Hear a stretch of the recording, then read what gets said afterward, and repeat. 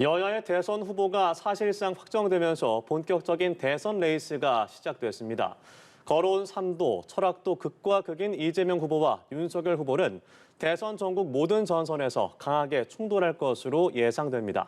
오늘 이 시간 두 분과 정치권 소식 짚어보겠습니다. 배종호 세한대 교수, 박정하 전 청와대 대변인 자리에 있습니다. 어서 오시죠. 네, 안녕하세요. 자, 이제 4개월 남은 제20대 대선, 이 거대 양당의 후보가 결정이 됐습니다. 두 후보 모두 국회의원 경험이 없다는 게 좀 큰 의미로 다가올 것 같은데, 물론 이재명 후보는 선출직 공직자로 이제 정치인이죠. 네, 윤석열 그렇습니다. 후보는 이 검사 출신으로 바로 대선 후보가 됐습니다.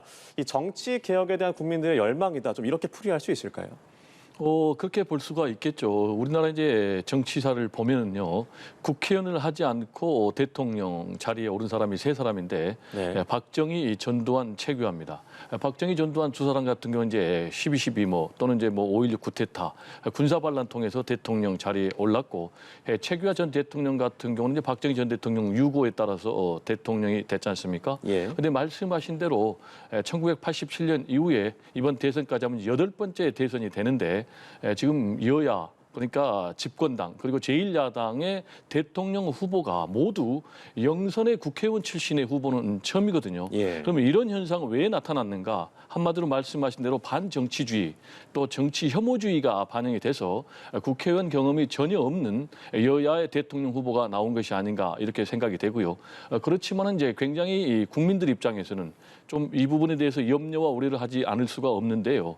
왜냐하면 이제 정치의 본령하면은 대화와 타협 아니겠습니까? 예. 그리고 이 대화와 타협의 장소가 바로 이제 국회인데 지금 이제 국회의원 경험이 없기 때문에 특히 지금 진영 대결로 심각하고 또 부동산이라든지 자산의 양극화가 불평등이 굉장히 심각한 이런 상황에서 통합의 정치력을 발휘를 해야 되는데 과연 이분들이 누가 대통령이 되든지 두 사람 중에 한 명이 될 텐데 과연 그런 정치력을 발휘해 줄 것인가라는 부분에 대해서 굉장히 염려할 수밖에 없고요.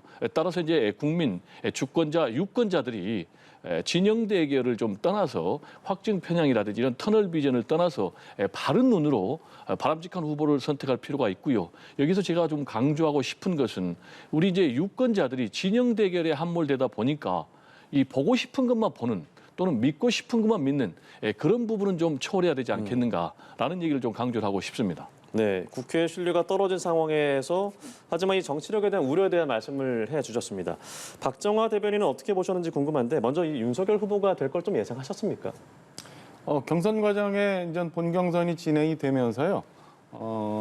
조금 뭐 느끼는 부분들이 있었어요. 과정 중에 이렇게 보면은 최초에 이제 본경선이 시작되면서 출렁거림들이 좀 있었거든요. 당원들 사이에 출렁거림이 있었는데 가장 결정적인 거는 홍준표 후보가 무서운 상승세로 올라오고 있는 상황에서 2차 컷오프 직전에 있었던 토론회에서 소위 뭐 조국 수용이라는 논란이 한번 있었잖아요. 예. 그때 당원들의 좀 흔들림을 좀 한번 느꼈고 저는 이게 뭐 결국에는 독이었는데 뭐 예방 주사가 됐는지는 모르겠습니다만 지지층 결집이 한번 있었다는 게 느껴지는 게 최종 결선 결과 나오기 한 일주일 전쯤 네. 전두환 옹호 발언, 개사과 이런 걸 굉장히 논란이 심했잖아요. 그때 이제 윤석열 후보가 일반 국민들로부터 비난도 많이 받고 특히나 호남으로부터 굉장히 이제 심한 비난을 받기 시작하면서 최대 위기 상황인데 오히려 그때 보니까 당원들이 오히려 더 결집하는, 그러니까 네. 위기 상황을 극복해야 된다는 그런 상황에서 결집하는 양상들이 좀 보이더라고요. 그래서 다소 일반 여론에서 좀 밀리고 당원 표심에서는 앞서는 결과가 나올 거라고 예상은 했습니다만은 그 표차가 좀 예상보다는 컸던 것 같아요. 그러니까 당원 표심에서의 격차, 그다음에 네. 일반 여론조사의 격차가 사실은 제가 보던 것보다는 훨씬 2배 예. 이상 나온 결과가 결국에는 이제 나왔던 것 같습니다. 그러니까 윤석열 후보가 당원들 마음을 사는데 좀 더 가까웠었다. 그리고 지금 현재 문재인 정부에 대한 실정, 내로남불 이런 정권 교체 지수에 대한 열망이 윤석열 후보가 갖고 있는 이런 뭐 저항과 핍박에 대한 상징으로 고스란히 옮겨간 결과가 아닌가 이렇게 조심스럽게 해석을 좀 해봅니다. 네, 그렇군요.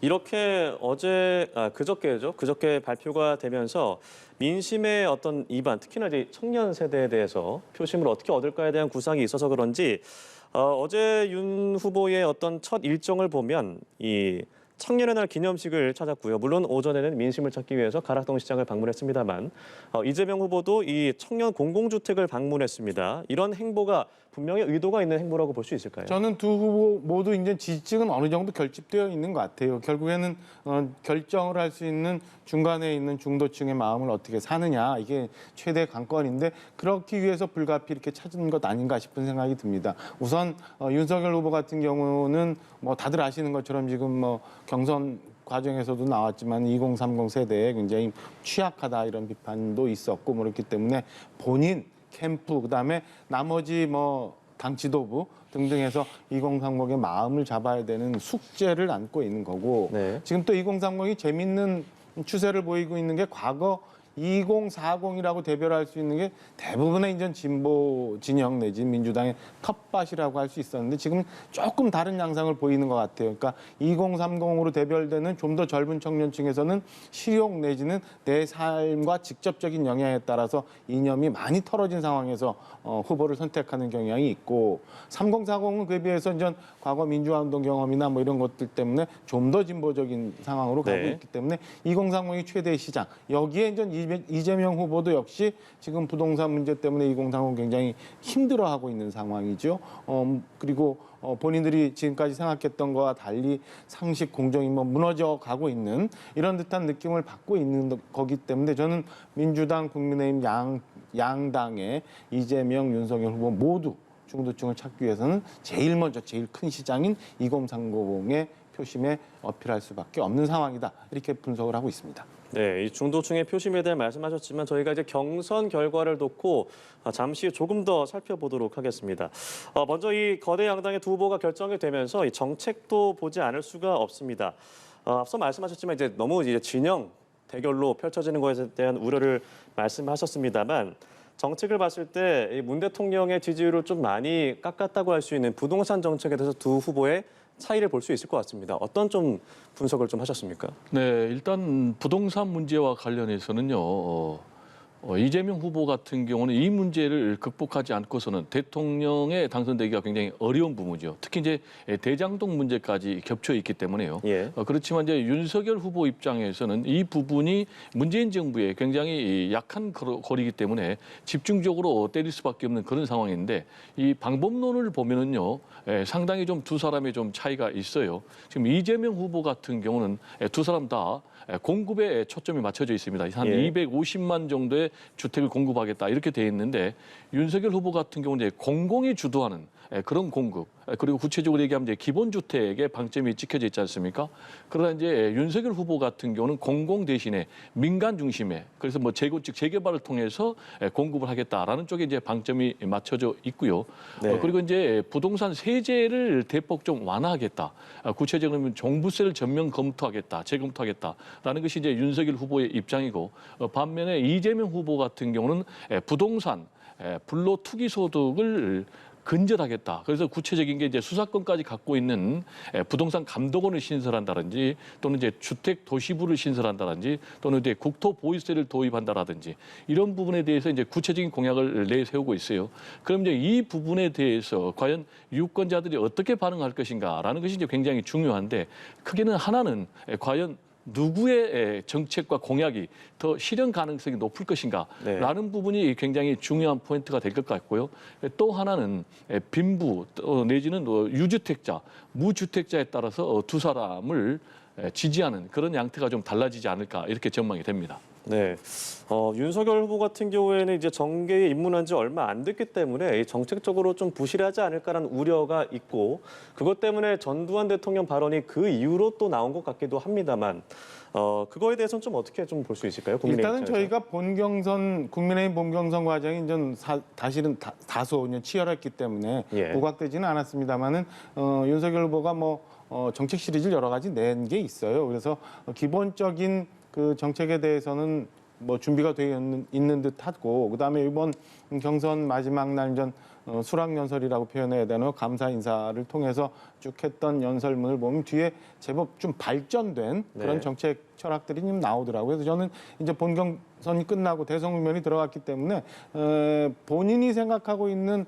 많은 정책들이 좀 나오리라고 보여집니다. 특히나 부동산 같은 경우는 배 교수님 말씀 주셨 있던 것처럼 윤석열 후보는 좀 더 시장 요구에 순응하는 듯한 시장 친화적인 정책 방향들을 그동안 제시를 했고 그게 이제 발전돼서 나올 것 같은데 가장 중요한 이 부동산 문제에 관해서는 저는 이재명 후보가 좀 더 몸이 좀 무겁지 않나 이런 생각이 들어요. 그러니까 지금 현재 이재명 후보가 정책적으로 굉장히 차별화를 하면서 현재 문재인 정부에 대해서 실망한 중도 유권자들을 찾아가야 되는데 중도층에서는 정권 교체 지수 요구율이 사실은 2배 이상 더 높은 걸로 조사 기관마다 좀 예. 나오더라고요. 그래서 문재인 정부와 본격적인 차별화를 해야 되는데 그러기에는 지금 뭐 대장동 문제나 이런 것들이 쉽지가 않은 국면이에요. 그래서 저는 몸이 이재명 후보가 윤석열 후보보다는 다소 좀 무겁다. 그래서 윤석열 대 이재명, 이재명 대 윤석열 구도이지만 실상은 윤석열 대 문재명 구도일 수도 있다라는 상황으로 가고 있어서 이재명 후보가 여하이 이 부동산 문제, 그다음에 대장동 문제를 털어내고 문재인 정부와의 차별화를 찾아낼 수 있는 동력을 빨리 만들어내는 게 본선 내에 대비할 수 있는 중요한 고비가 되지 않을까 이렇게 생각을 합니다. 네, 이재명 후보의 대장동에 대해서도 잠깐 말씀을 해주셨지만 일단 이재명 후보는 대장동 의혹 그리고 윤석열 후보는 고발 사주 의혹과 관련된 이 수사 중인 사건에 대한 리스크를 두 후보가 모두 안고 있는 상황입니다. 수사 상황에 따라서 판세가 크게 바뀔 수도 있는 만큼 좀 중요한 부분으로 보여지거든요. 어떻게 보시나요? 저는 이제 이게 유감스럽게도 이번 대선이 유례를 찾아보기 어려운 굉장히 그 네거티브 선거가 되지 네. 않을까라는 걱정이에요. 지금 말씀 주신 것처럼 양 후보 이제 사법적인 리스크를 갖고 있고 이게 모두 다 지금 검찰과 공수처에서 수사가 진행 중인 상황이잖아요. 그래서 이 건들을 여하이 후보들이 털어내느냐, 그다음에 국민들이 이 수사 결과 내지는 이 건에 대한 각 후보들의 대응을 보면서 과연 대통령의 자질이 누가 더 우세한가 이거는 판단하게 될 텐데요. 저는 전반적으로 보면은 정치권이 모두 우리가 앞서 이제 뭐 국회의 위기 상황에 대해서도 얘기를 했습니다만은 정치권 모두가 좀 반성해야 될 지점 아닌가라는 생각이 듭니다. 가까이 보면은 4.7 우리 재보선 때 보면 우리는 모두 이 선거 이 안에서 그들만의 리그를 만들어서 패래가 뭐 생태땅 뭐 이런 논란들이 굉장히 많이 했고 그 모든 게 선거판을 주도를 했었고 예. 과거 더 가면 2007년 대선에서도 사실은 이명박 정동영 후보가 붙었습니다마는 BBK 갖고는 처음부터 끝까지 논란이 됐었거든요. 근데 결국에는 결과를 보면 우리 시민들이나 국민들은 정치권에서 이렇게 논의하고 있는 거와는 달리 다른 지점을 쳐다보고 있었어요. 이번도 저는 정치권이 과연 국민들이 이렇게 이제 네거티브 선거 두 후보가 물론 사법 리스크를 다 갖고 있습니다만은 예. 국민들이 거기만 쳐다보고 있는지 아니면 후보들이 그리고 캠프 당이 모두 또 다른 국가 비전이나 국민들이 바라는 무언가를 찾아내서 국민들한테 어필해야 되는지 저는 고심할 지점이라고 생각합니다. 네, 이 네거티브 공방전이 어느 때보다 조금 더 심각한 것 같습니다. 그러다 보니 뭐 대통령 후보로 뽑을 사람이 없다라는 여론조사도 나오고 있는 상황인데 이 두 후보의 네거티브 공방전에 대해서 어떻게 보시나요? 네, 그 부분은 상당히 우려될 수밖에 없는 그런 상황이죠. 지금 이제 두 사람의 공통점이 여러 가지가 좀 있는데요. 일단 아까 말씀드린 대로 반정치주의와 진영 대결의 산물이다. 네. 그러다 보니까 지금 서로 응징론을 내세우면서 전통적인 지지층을 결집하고 있다라는 부분이 공통점이고요. 또 하나의 공통점은 두 사람 다 굉장히 흠결이 많은 후보다. 그러다 보니까 앵커께서 말씀하신 대로 최선의 대통령 후보를 선택하는 것이 아니라 차악의 대통령 후보를 선택하는 것 아니냐라는 이제 그런 언론의 우려도 굉장히 많은 상황인데 지금 이러다 보니까 두 사람 다 현재 사법적인 리스크를 안고 있지 않습니까? 윤석열 후보 같은 경우는 공수처에 피의자로 지금 정식 입건돼서 네. 수사 대상에 올라 있고 지금 이재명 후보 같은 경우는 대장동 문제 때문에 광의의 수사 범위에 포함된 있는 이런 상황. 그러다 보니까 뭐 후보 교체론까지 두 사람 다 리스크에 포함돼 있다라는 얘기가 나오고 있어요. 이게 무슨 얘기냐면 검찰이 수사를 하다가 만약에 수사 결과가 만약에 문제가 있는 것으로 나온다면은 후보를 교체할 수밖에 없는 것 아니냐라는 얘기까지 나오고 있거든요. 그러다 보니까 지금 검찰이 사실상 대통령 선거를 좌지우지하는 것 아니냐라는 이제 그런 우려의 목소리까지 나온 상황에서 그래서 아까 말씀드린 대로 진영 대결 그리고 다 서로 지지자들이 응징해달라라는 이런 이제 응징론을 바탕으로 하다 보니까 굉장히 네거티브로 갈 수밖에 없는 그런 상황이단 예. 말이에요. 따라서 결국 이제 중요한 것이 유권자들이 이걸 어떤 선택을 하느냐가 굉장히 중요한데 지금 이제 갤럽에서 여론조사를 보니까요. 이번에 그러면 어떤 기준으로 선택을 할 것인가라는 걸 물어봤더니 첫 번째가 다행스럽게도 능력입니다. 그리고 두 번째를 좀 봐야 되는데 두 번째가 정책입니다. 네. 그리고 네. 세 번째가 소통과 화합입니다. 그리고 네 번째가 소속 정당이거든요. 그래서 이게 여론조사만 이렇게 하면 안 되고 실제로 좀 이런 기준으로 선택을 해야 되겠다라는 얘기를 좀 강조를 하고 싶습니다. 네. 자, 국민의힘 경선 결과를 조금 더 살펴보면 이 박정화 대변인께서 앞서 말씀을 하셨지만 이 당심과 민심의 큰 차이를 좀 볼 수 있었습니다. 이 윤석열 후보로서는 큰 어떤 과제를 떠안게 된 셈인 것 같은데요. 숙제죠. 그러니까 이거는 오롯이 이제 앞으로 본선 과정에서 후보와 캠프가 정리해 나가야 될 숙제라고 보여집니다. 근데 우선은 보면은 뭐 당의 지금 뭐 진영 대결이기도 하고 그다음에 거대 양당 두 당이 이제 후보들이 나와서 이제 대결을 하는 거기 때문에 저는 후보뿐만 아니라 보완할 수 있는 과정들이 좀 있다고 보여져요. 그러니까 지금 현재 윤석열 후보 측에서는 뭐 2030을 중심으로 해서 굉장히 취약한 부분을 보여주고 있고 그다음에 정책적인 면에서 좀 더 구체화된 게 이제 제시돼야 되는데 저는 뭐 당에서 준비하고 있었던 정책적인 면도 있고 그다음에 이준석 대표로 대별되고 있는 뭐 젊은 층에 대한 소구하는 정치적 자산들도 있고 그래서 예. 시간이 지나면서 저는 후보가 갖고 있지 못하는 부분들을 충분히 당에서 다른 정치 자산들이 보완해 줄 수 있는 장치들이 있고 그다음에 본선 과정에서 후보가 이제 준비를 할 테니까 저는 얼마든지 당심과 민심이 괴리된 부분을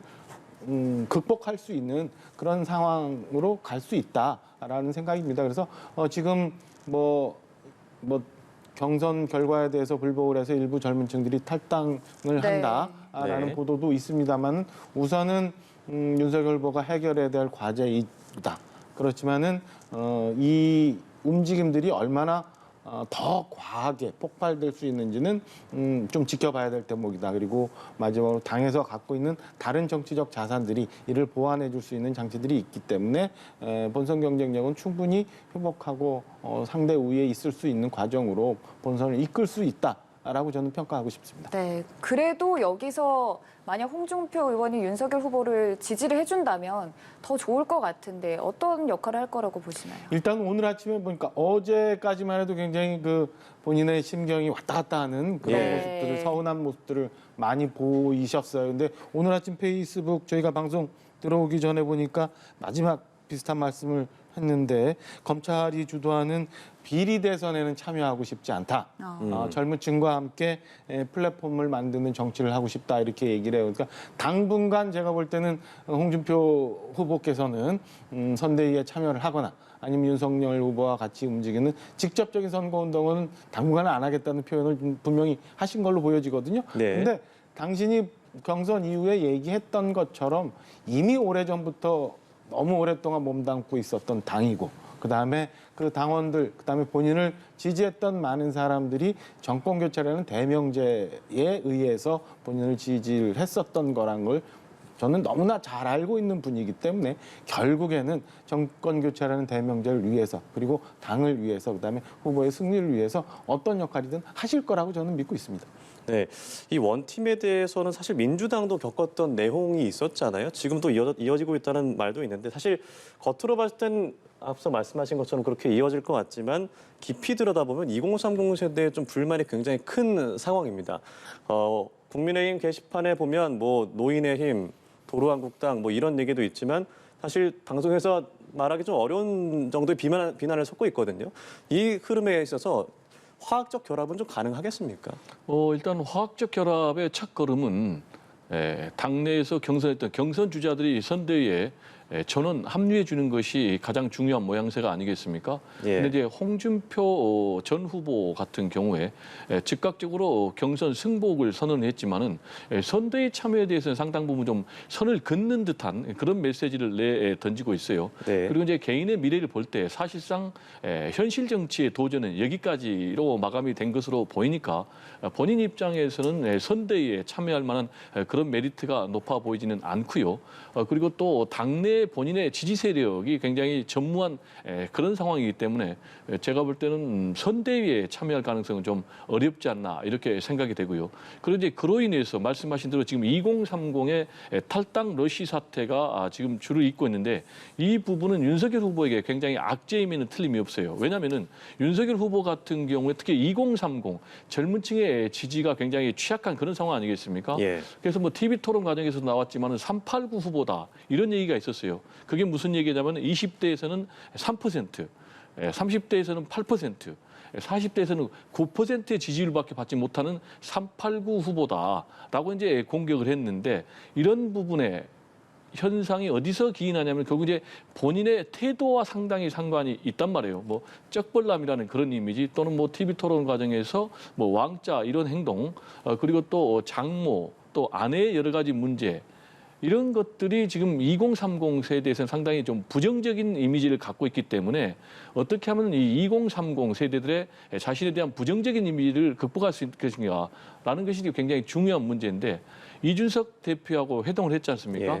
점심 먹은 자리에서 비단 주머니 몇 개를 꺼낸다고 하는데 그중에 한 개가 아마 이 2030 극복하는 그런 지혜가 담겼을 것 같은데 그 비단 주머니가 과연 효력을 발휘할지 앞으로 좀 지켜볼 대목이 아닌가 생각이 됩니다. 네, 비대위 주머니 말씀하셨는데 김종인 비대위원장을 영입하면 그런 좀 어려움들을 해소할 수 있지 않을까라는 시각도 있습니다. 좀 어떤 영향을 좀 미칠 것 같으십니까? 이미 김종인 위원장 보면은 당 경선 과정에서도 이제 본인의 측근이나 복심이라고 할 수 있는 사람들을 윤석열 캠프 쪽에 많이 좀 포진을 시켰고, 예. 그다음에 주요 어려운 고비마다 사실은 윤석열 후보를 지지하는 듯한 그런 발언을 했어요. 그래서 김종인 위원장이 이 본선 과정에서 이제 당에서 무언가 선대위에서 큰 역할을 하실 거라고 하는 거는 뭐 기정의 사실화 돼 있는 부분 아닌가 싶은 생각이 들고요. 15일 날 아마 이제 김종인 위원장의 출판 기념회가 있는 것 같아요. 출판 기념회를 통해서 윤석열 후보와 같이